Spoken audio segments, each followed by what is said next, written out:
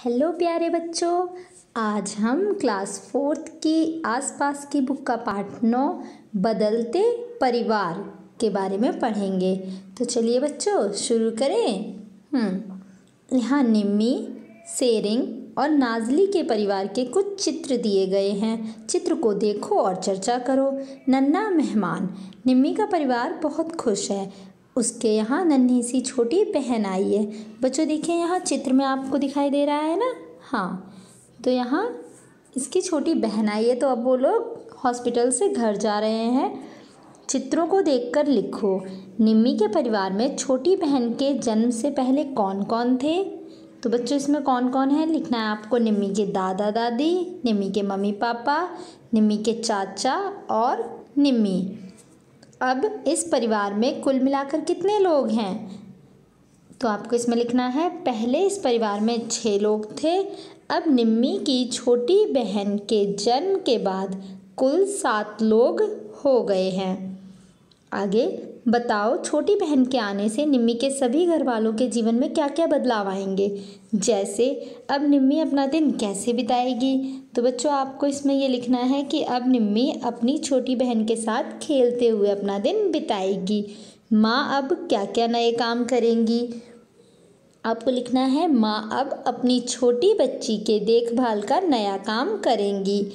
पिताजी, दादी और चाचा के दिन भर के कामों में निम्मी की नई बहन के आने से बदलाव हो जाएंगे। क्या तुम बता सकते हो कि कैसे। तो आपको इसमें लिखना है, पिताजी, दादी जी और चाचा के दिन भर के कामों में निम्मी की छोटी बहन से खेलना, उसकी देखभाल करना जैसे बदलाव हो जाएंगे। आगे, क्या तुम्हारे घर में या आस पड़ोस के किसी घर में बच्चे का जन्म हुआ है। अगर हाँ तो फिर आपको लिखना है, हाँ मेरे पड़ोस में एक बच्चे का जन्म हुआ है। या फिर अगर आपके घर में हुआ है तो आप लिख सकते हैं, मेरे घर में एक बच्चे का जन्म हुआ है। घर में नन्हा बच्चा आने से कैसा लगता है। तो बच्चों इसमें आपको लिखना है, घर में नन्हा बच्चा आने से सभी खुश हो जाते हैं। इससे घर में क्या क्या बदलाव आते हैं। इससे घर में सभी लोग खुश रहने लगते हैं और सभी नए नए बच्चे के लालन पालन, उसकी देखभाल और भविष्य के लिए नई योजनाएं भी बनाने लगते हैं।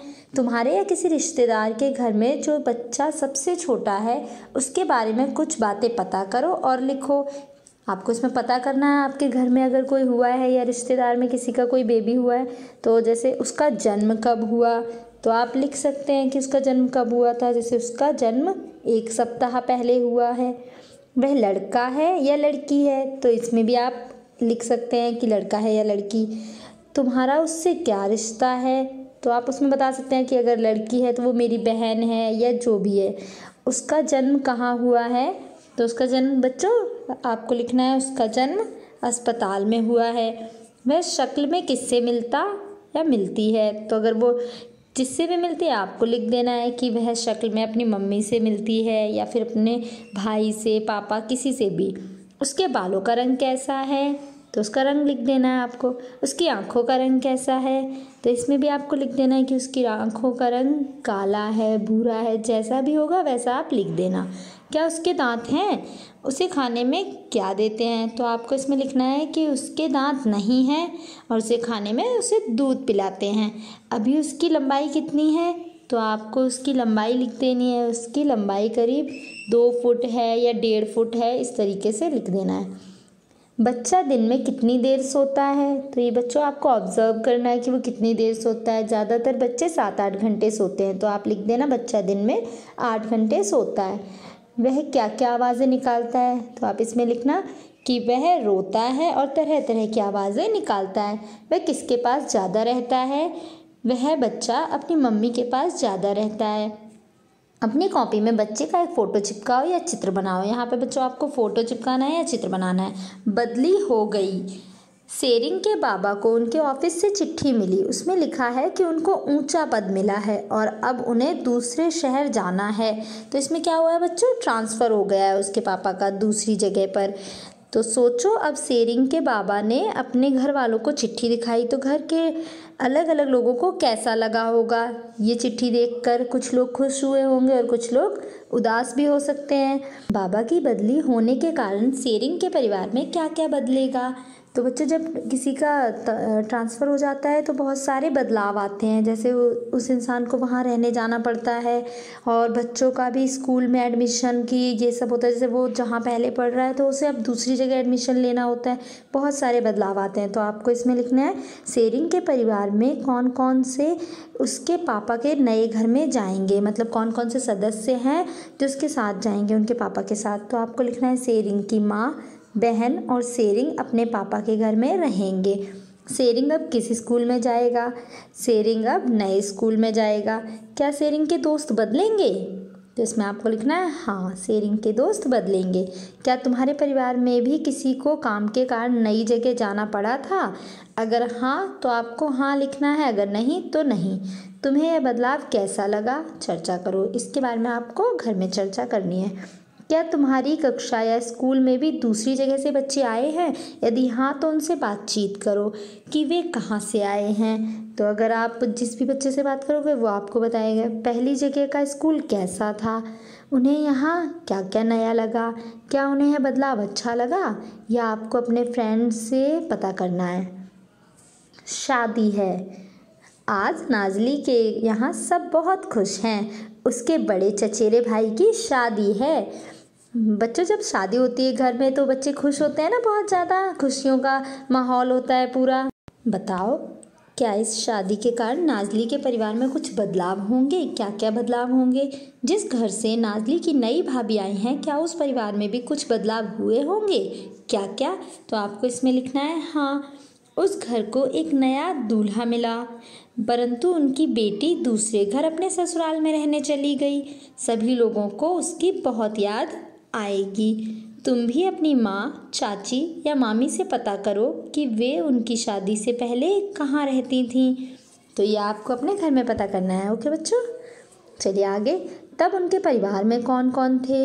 क्या तुम्हारे परिवार में भी किसी की नई नई शादी हुई है? अगर हाँ तो किसकी? तो आपको इसमें लिखना है बच्चों, ठीक है। जैसे आप लिख सकते हो कि हाँ मेरे परिवार में मेरे चाचा की शादी हुई है, मेरे भैया की शादी, जिसकी भी अगर हुई होगी तो आप लिख सकते हैं। अब नेक्स्ट है कक्षा के दोस्तों से बात करो और पता लगाओ कि उनके घर में शादी कैसे होती है। क्या कुछ खास खाना पकाया जाता है? अगर हाँ तो क्या क्या? जैसे शादी में पुलाव, दाल, पूरी, कई तरह की सब्जियां, मिठाइयाँ, खीर इत्यादि बनाया जाता है। दूल्हा दुल्हन कैसे कपड़े पहनते हैं? तो आप इसमें लिख सकते हैं दूल्हा शेरवानी, चूड़ीदार पजामा तथा पगड़ी पहनता है। दुल्हन लहंगा चुनरी तथा रेशम की कढ़ाई की गई ओढ़नी पहनती है। शादी के नाच गाने किस तरह के होते हैं? तो आपको लिखना है शादी के अवसर पर क्षेत्रीय तथा आधुनिक दोनों तरह के नाच गाने होते हैं। तुम जब किसी शादी में गए थे उसमें तुमने क्या क्या देखा? अपनी कॉपी में चित्र बनाकर बताओ। कक्षा के और बच्चों के भी चित्र देखो।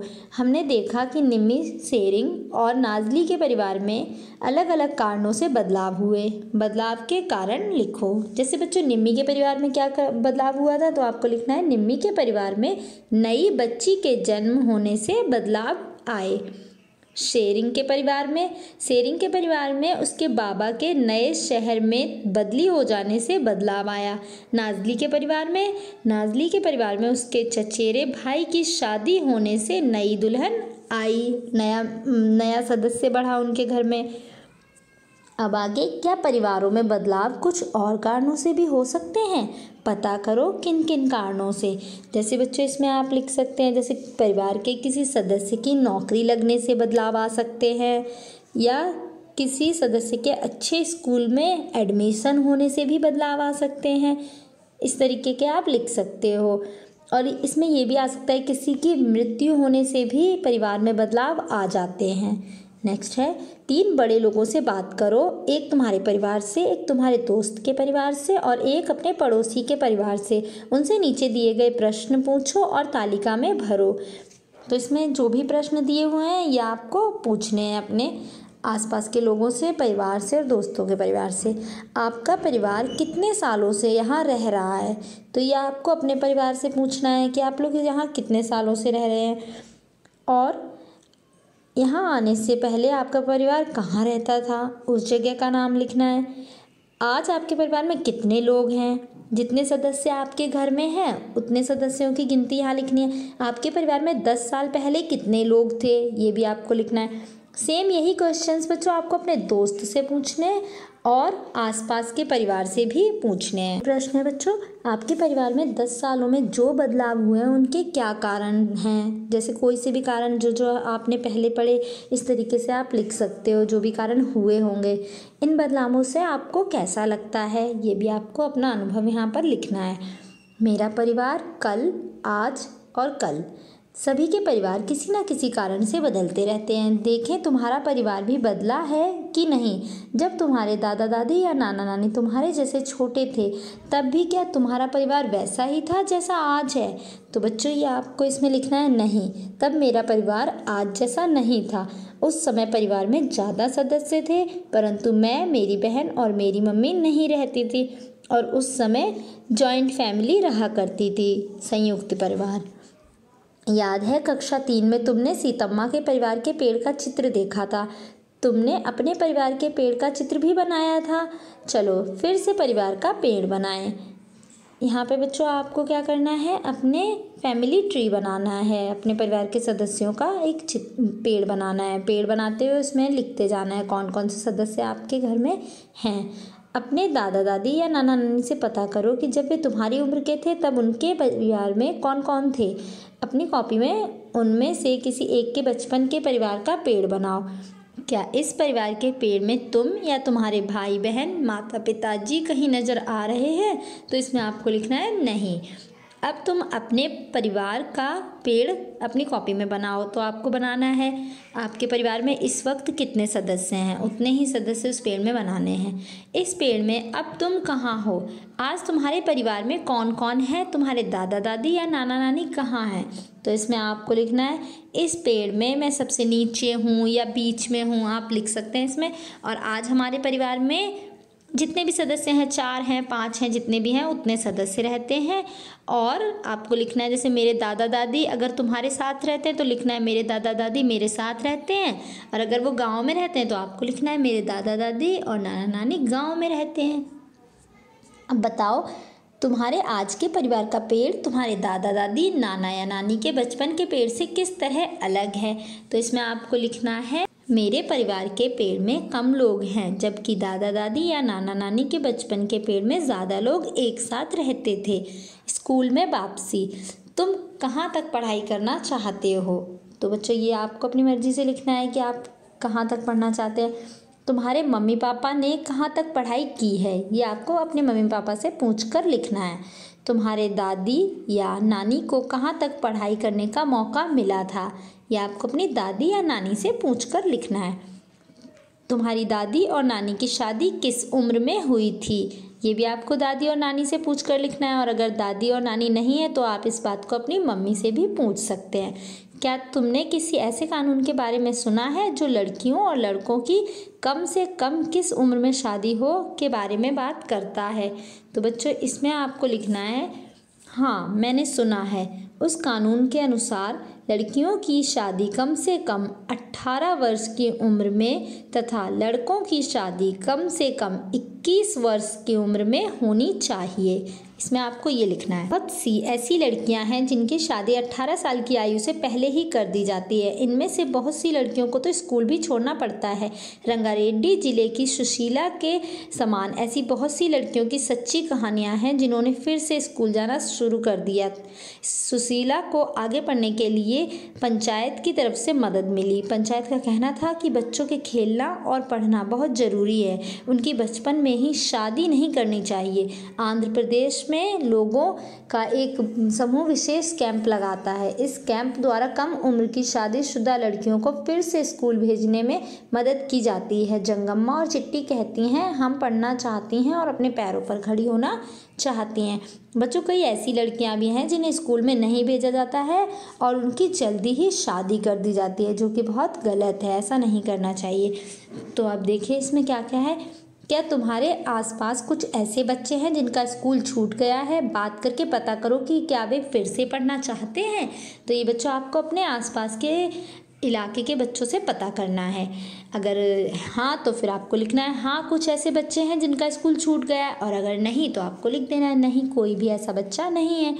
वे आजकल क्या कर रहे हैं, और वे बच्चे क्या कर रहे हैं आजकल, तो उसके लिए भी आपको लिखना है कि वे आजकल काम कर रहे हैं या घर पर रहते हैं। क्या पिछले दिनों तुम्हारे घर में किसी की शादी हुई है, किसकी, तो आपको इसमें बताना है कि जिसकी भी शादी हुई है आपके घर में।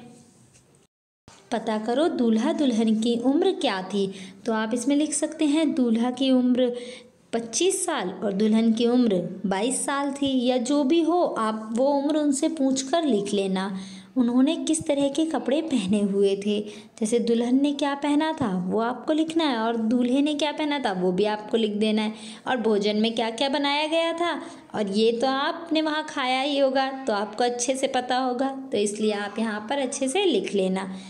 ठीक है बच्चों, ओके बच्चों, थैंक यू।